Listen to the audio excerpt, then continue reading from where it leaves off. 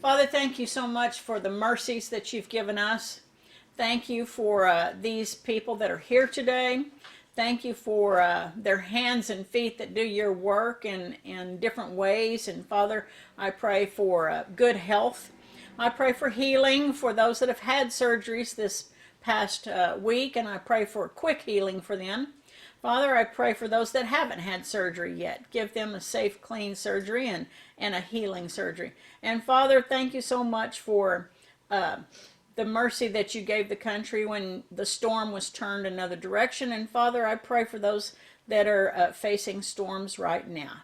Guide us and lead us in everything we do and say. And Father, thank you so much for your word that will be shared today. In Jesus' name we pray. Amen. Is there a storm in the Gulf? Yep. And next to Florida again. Okay. I'll get my notes on this pad here. Well, hi! Okay. Last week we finished chapter 2. We're going to be on page 37. Liberation from loneliness. So, we've got some readings to do in here, and there will be some scriptures. Linda, who the writer says was raised in a farmhouse during the Great Depression. She had poverty and polio and dust storms and tornadoes and crop failures. That's what her upbringing was. And a German battlefield took her brother. Cancer took her mother. And Linda learned that all there was to know about saying goodbye. Now, she did have a fresh beginning when she married, and she had a little church that she went to, and she and her husband enjoyed life together. But Linda had to say goodbye to her husband because of the Korean conflict, and she was lonely again. She had to say goodbye to her father and father-in-law who died, but Richard came home. Maybe they were going to have some good times now and get children, but there were eventually children. She found out contentment. However, as the kids grew up, they made poor decisions. Did you ever have that? Yeah. Yes, And the children went through some rough divorces and custody battles, and she still thought, well, why am I still facing this? And then I look over and I see this book right here. The Bible study that the ladies are going to be doing is Job. If anybody had trials and tribulations, it was the man Job. He and his wife faced horrible tribulations. Now, when Linda's husband got Lou Gehrig's disease, which you all know is a horrible, debilitating disease, Linda didn't know if she had strength for this.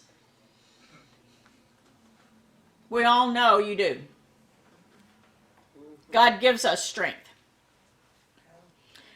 I was reading this past week about a man who was a veteran, and like other people do, he was being delivered meals, and he had a man that would deliver meals to him each week, and the man found out from him that he was going to move. He was going to sell all of his possessions and move into an assisted living.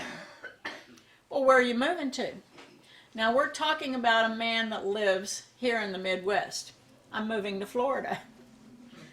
How are you going to move? You are in a wheelchair. And he said, well, I'm going to rent a trailer, and I'm going to load it up, and I'm going to move myself and drive myself to Florida. And the man who was delivering the meals looked at him and said, you can't do that. You can't do that. The man's children were saying, You can't do that. You cannot get a trailer and drive yourself all the way to Florida by yourself. Well, guess what this man did? He took off for 3 weeks, and he helped the man pack his stuff into a trailer, and he drove him for 4 days to Florida, unpacked him into his assisted living home, and left him there. Some of us see servanthood differently. We won't let somebody be lonely. And he stayed there with him until he was ready for him to go. Because you know, sometimes when you move into these assisted livings or these rest homes, it's a horrible adjustment and it's hard. It's hard.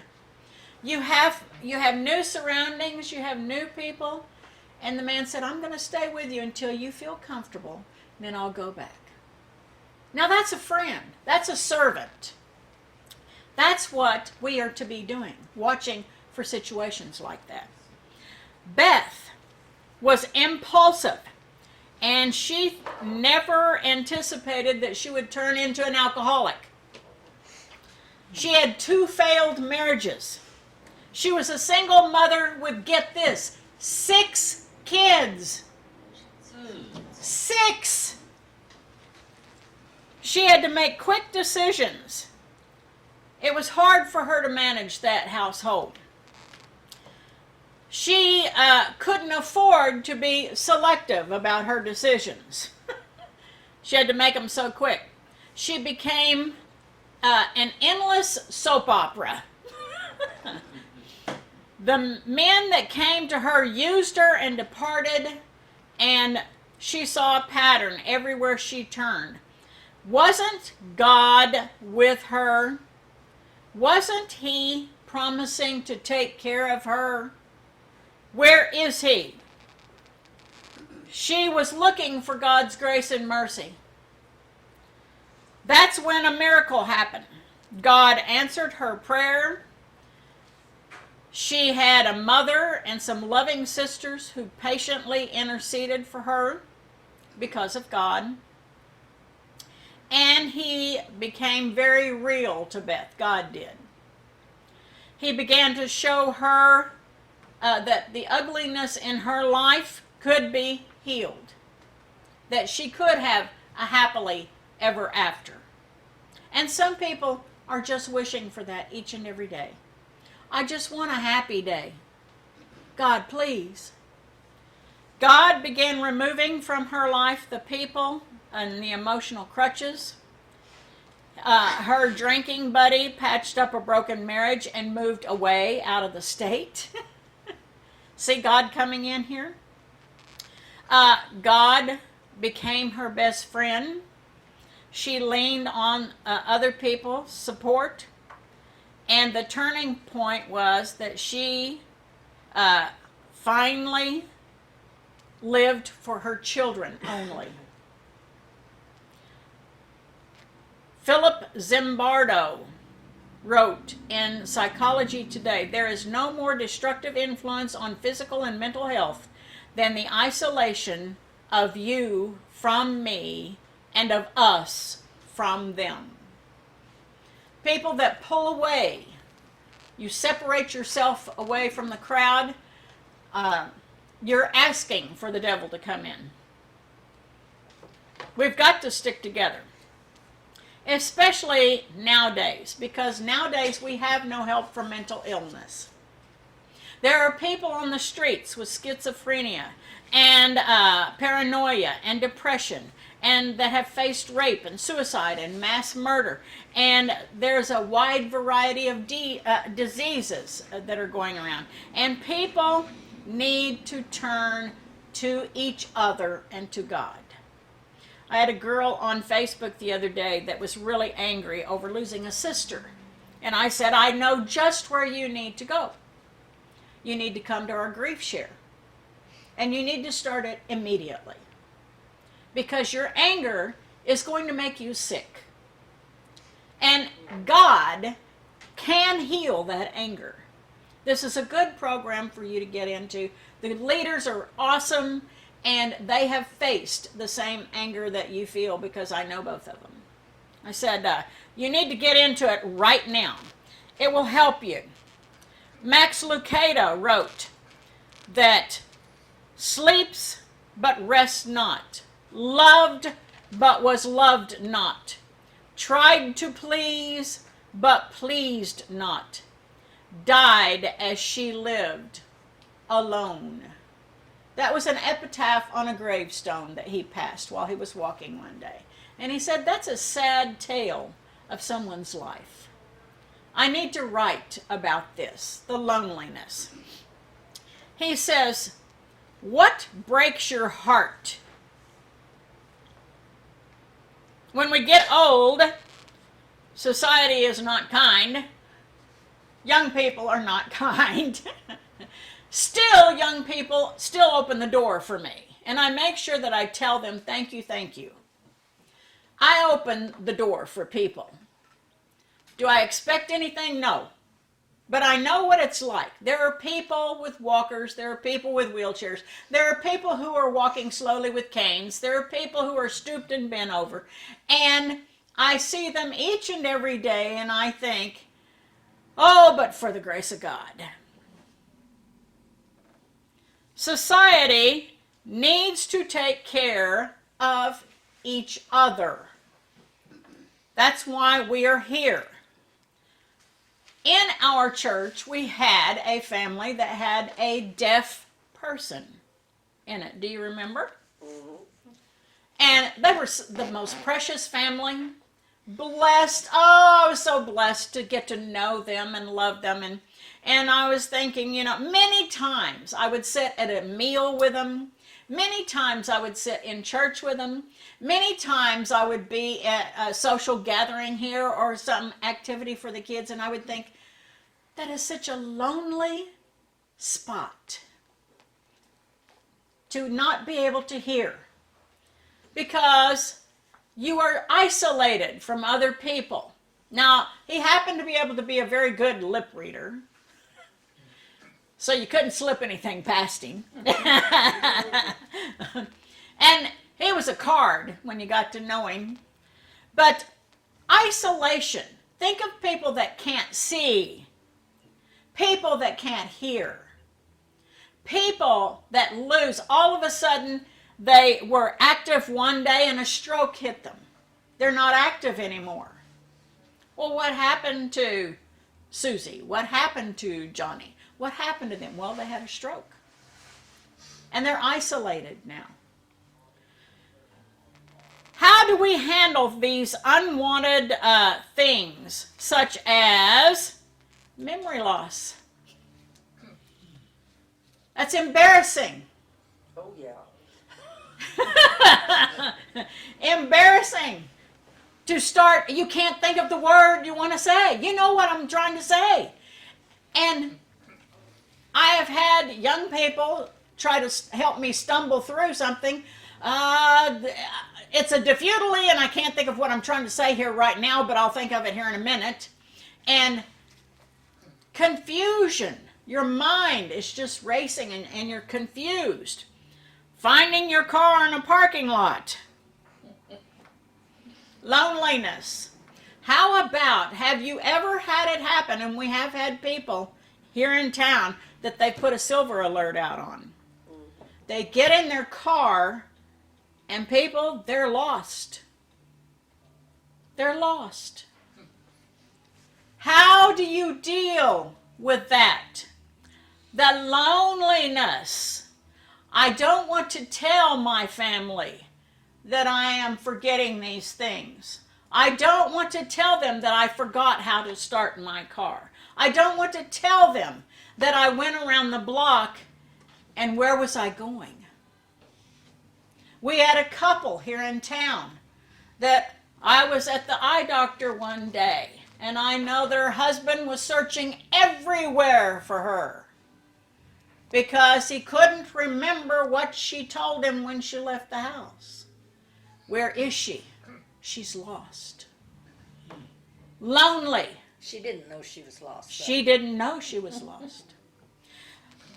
Some people handle loneliness by taking their own lives. At my high school this past week, there were 2 young people that took their own lives. 2. That school is in disarray right now. 2. They're lost because they don't know why. Why did that happen? They were so happy when they were at school. Why did they do that? Loneliness. Teenagers experience it deeply and desperately. There's been an upsurge in teen suicides. And adults. They hide it very well. It's often linked to the confusion of loneliness. Who can I talk to? No one. No one understands what I'm going through. It's a crisis that we all face. We can't discuss a problem as widespread as loneliness without exploring the manifestations of it. And songs and music write about loneliness all the time. She left me, and now I'm in the bar drinking myself into a stupor because I'm lonesome. I could die. You all have heard these songs. Loneliness. How do we face this loneliness as a single person? On New Year's Eve, this was pinned. God, it's New Year's Eve, and I took a hot bath and poured powder and lotion and perfume recklessly and donned my newest long, dainty nightgown. I guess I was hoping all that I would erase the agony of being alone in such a gallant, celebrating, profound moment with everyone so likes to be with someone to watch a new year come in. It hasn't helped too much. I've tried to sleep, hoping that would beat away the endless hours. But after all afternoon and 2 hours tonight, I'm worn out from no sleep. I've stumbled from one room to the next, wanting to cry. Oh God, the walls are so silent, and there is no one around to laugh and change the subject. I so wish for a friend's lap to bury my head and let my tears spill unabashedly and freely. Now that person was lonely. Lonely. Oh, stop the pity party. Why indulge the self-pity? Because who's in control when you're indulging the self-pity? The devil. The devil. All of us have probably faced that because even Jesus faced loneliness. He faced it when there were crowds pushing in on him. He was lonely because no one understood like Jesus. He knew what loneliness was. Many single people have been shocked to discover that marriage does not erase the panacea of loneliness. You can have your partner sitting in the same room with you and be lonely. You can be driving from here to California in the car with your partner and be lonely.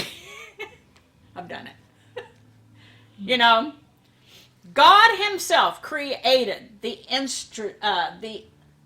deal of matrimony, and he put husbands and wives together to provide oneness and intimacy, and 2 souls become one. But at some point in a marriage, you might feel lonely, even if you're together.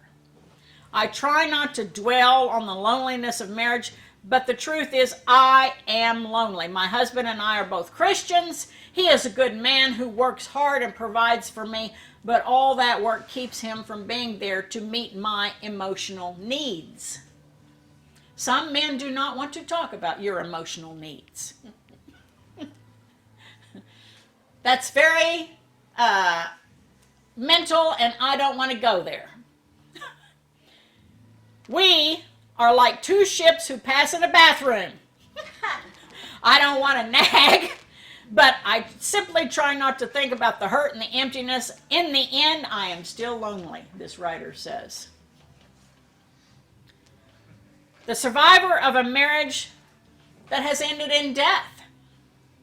He's counseled so many people. The words cannot express that emptiness of losing that soulmate. The feelings that you have. I mean, they were there in the morning, they're not there in the evening. That was our close time. I hear a song. That was our favorite song. Oh, that was the favorite restaurant we went to. Sitting in church for the first time without your partner is lonely. It's lonely. And I hear that it's very hard to come. It says your spouse has truly become a part of you, and now that part is gone. There's no healing for that part that's gone. It's a big wound. Or an experience of divorce. Not only are they gone, they're alive, you still see them, but you're not a part of them anymore. The lonely survivor is left in chaos and loss. There are byproducts of divorce, such as you lose friends, you might lose a church, you lose friendships. People treat you differently. And there is bitterness, and there is loneliness, and there is sometimes hatred.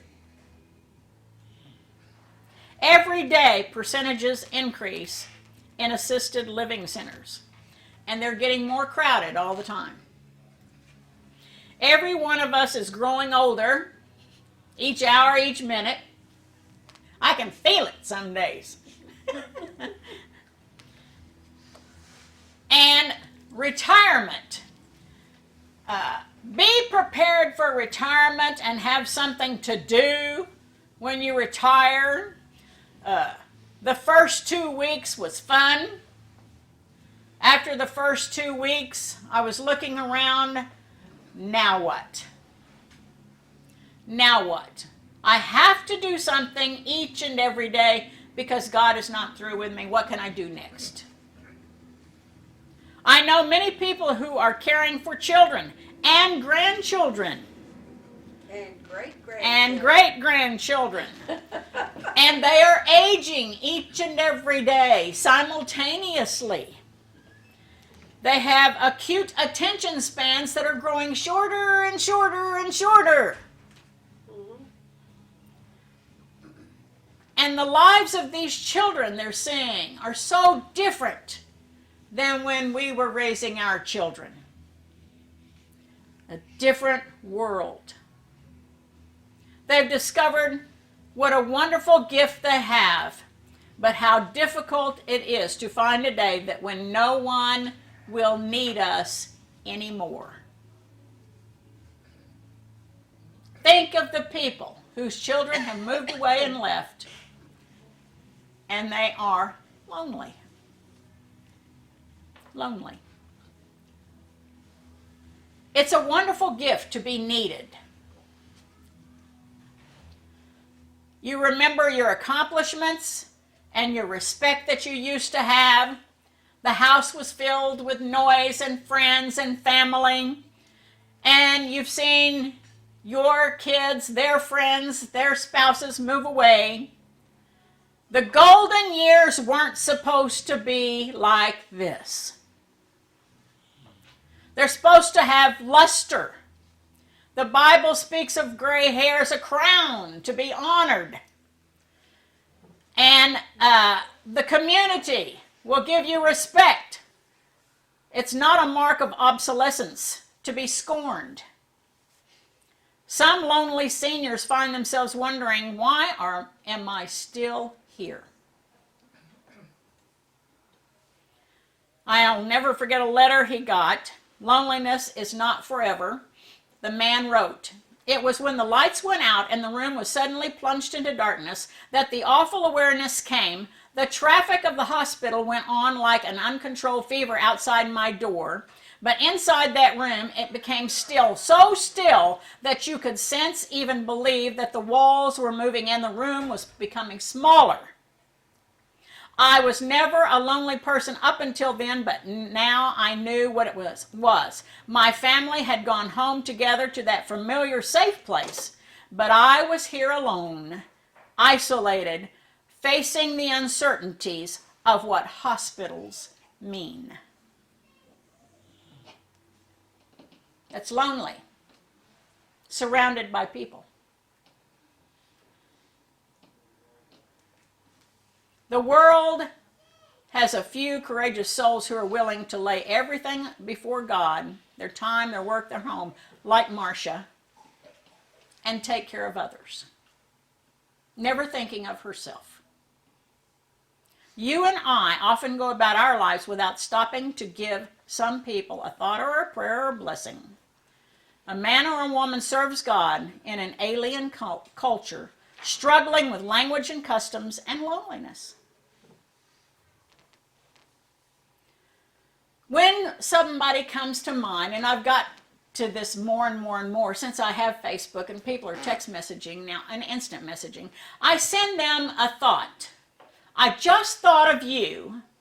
Your name came to mind. I just wanted you to know I said a small prayer for you for comfort and peace today. All of us need that. It's just a little reminder. You're not out there by yourself. I'd love to show you my letters from missionary friends who describe an experience being disconnected. They're connected to a higher purpose. God has a special reward for them, but in here and now, it can be very lonely to be in a foreign country away and be a leader there. Think of Moses, surrounded by thousands of people, and he was lonely. He was at the top. He was beneath the heavy burden of getting those people through that desert. The one who walks in front must turn his back on those who walk behind him. Leadership, too, isolates. Leaders of great churches and large ministries can be very lonely. It comes as part of the territory. And little churches, too. Mm-hmm. I hope we can all agree it's no sin to be lonely. It's a symptom of being a human being. God made us, and he made woman so that man would not be lonely. We are to fellowship with each other. Do not pull yourself away from a church. Do not pull yourself away from other people. Get with other people so you will not be alone. You must have other people for the fellowship. That's the main thing churches do.